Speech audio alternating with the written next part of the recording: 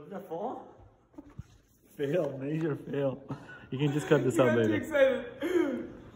Is it done?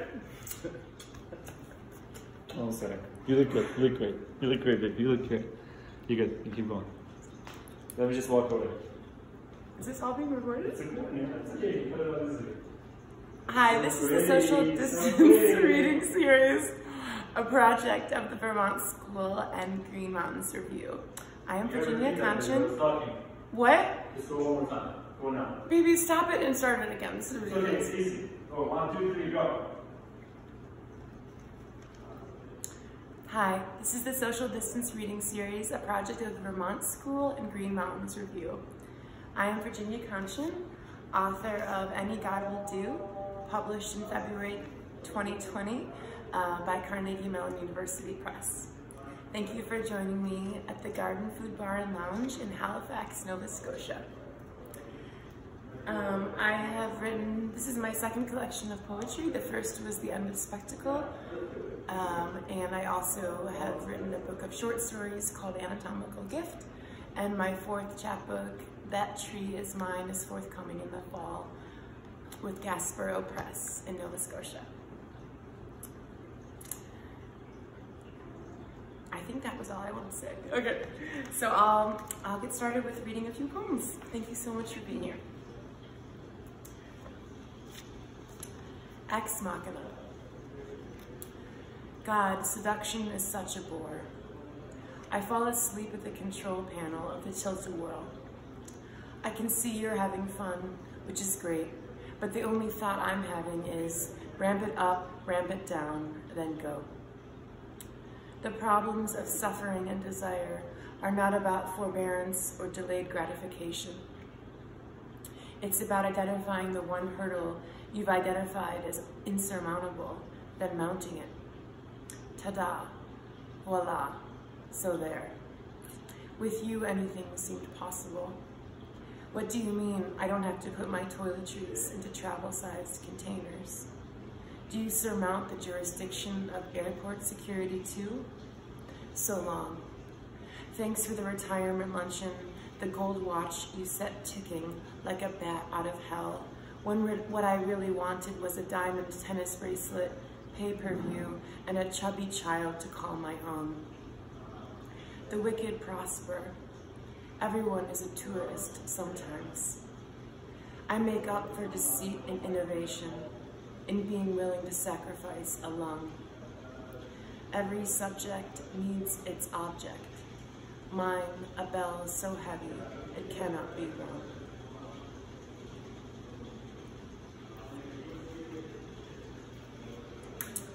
This one is called Fire Sermon.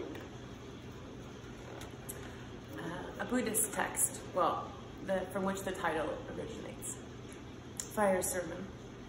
We stood and watched the flames lick the amphitheater, the library, the multi-million-dollar sports complex. I understood metaphor the first time I heard a house's antechambers described as wings. Empire is a scalar model of an antique train. Circles and circles of infinite regression and delay. The fire ate the firehouse, the firemen, and the concept of causality. We stood in our rubber waders, catastrophically underdressed.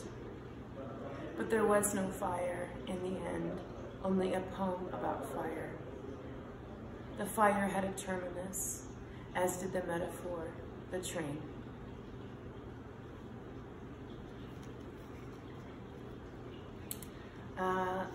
I'll just read a couple more. This next one is called Guiding Light, from a brief, mostly voyeuristic fascination that I had in soap operas, meaning I was fascinated in other people's fascination with soap operas and other forms of series television at the time. So this one is called Guiding Light. I'm sure many of you are familiar with that soap opera. It's a rhetorical device in the poem, but it does reference a lot of other soap operas. Guiding Light.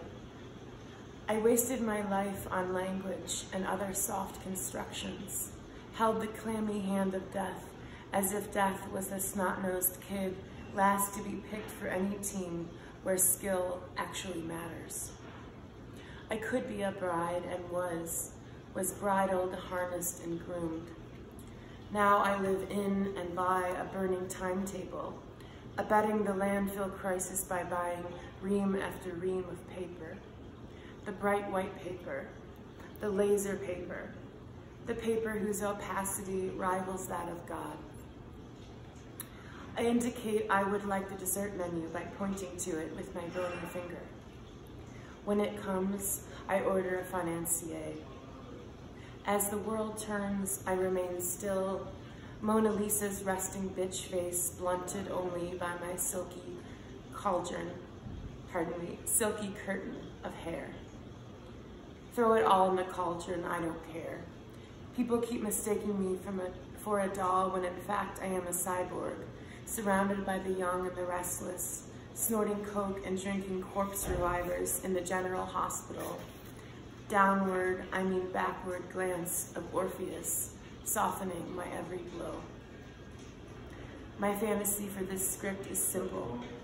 I just want to edit out the boring parts, the parts where I forgot to scream. Guiding light is my real life. The world around me is the dream.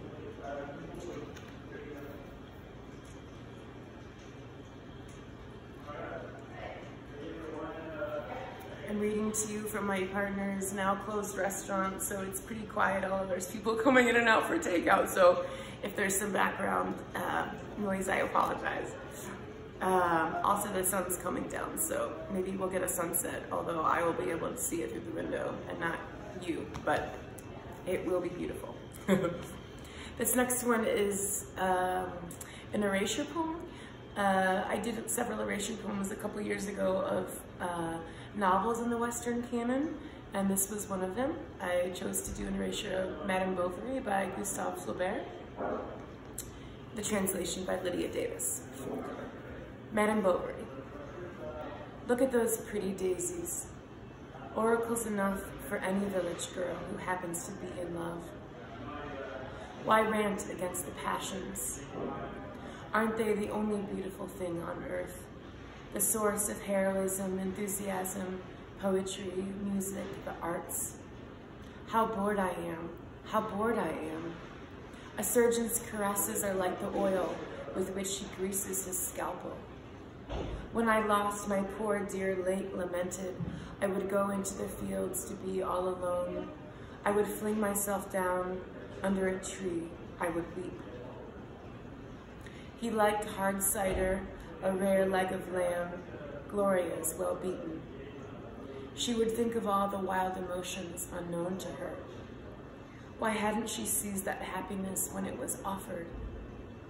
She would end by asking him to give her some tonic for her health and a little more love.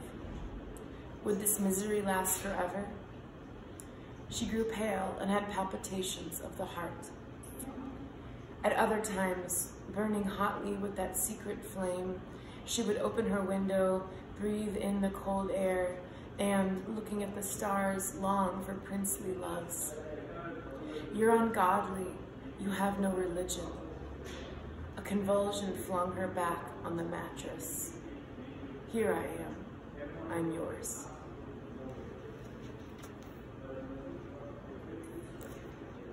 Because that poem references cider, I'm actually going to take a quick sip of this cider I have here. I've never done a reading to a smartphone before. I'm really hoping there's people on the other side of this. Okay, I'll read two more.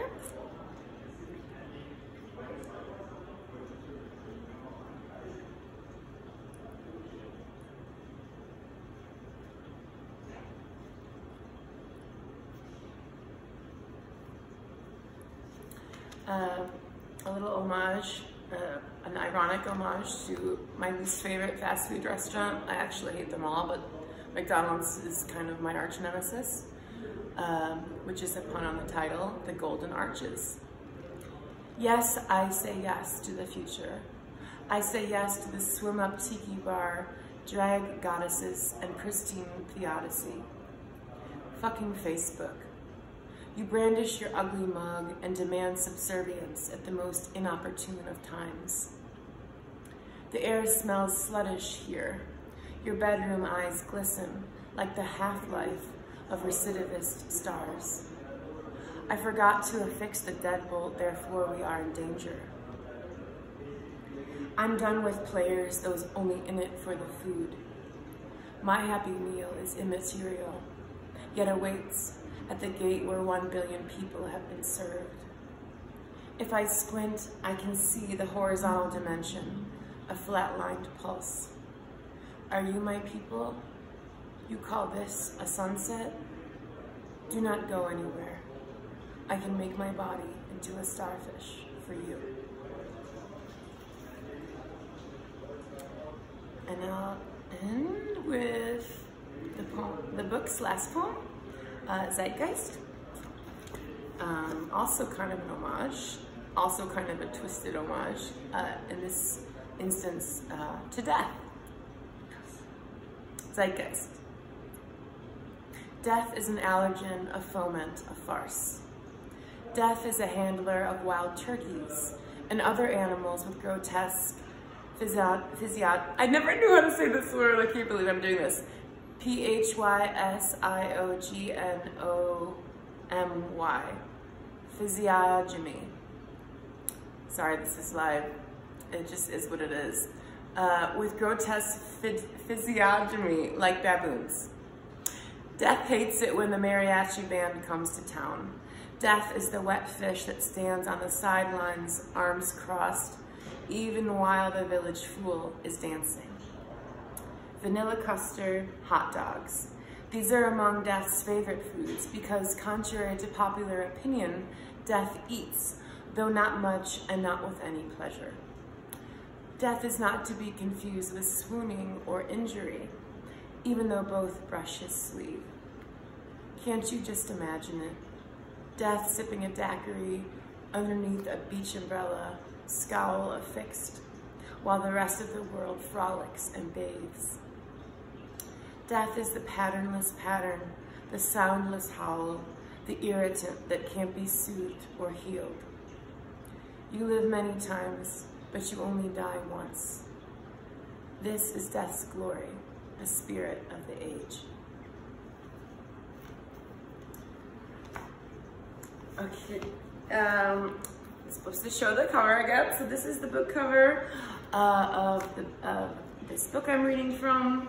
You can purchase copies from Amazon or any major book retailer, but if interested, preferably from my publisher directly, Carnegie Mellon University Press, and their distributor is the University of Chicago Distribution Center. So you can order from there if any of these poems appeal to you and you want to read further. I swear it gets better. And also, if you enjoyed any of these poems, I would like to suggest the purchase and reading of another book of poems I love that I feel is very simpatico with mine. It's from one of my very dear friends, Bridget Lowe, her amazing second collection, also with Carnegie Mellon University Press, my second work. Beautiful poems about domesticity, objection, and wrestlings and encounters with the divine. I think you will love it. And again, published in 2020 with Carnegie Mellon University Press. Okay, so thank you so much for joining me, and I hope this finds you doing as well, safe and happy as possible during this bizarre historical moment and in quarantine. And please check out, if interested, my short question and answer interview on Green Mountains Review online. Thank you so much.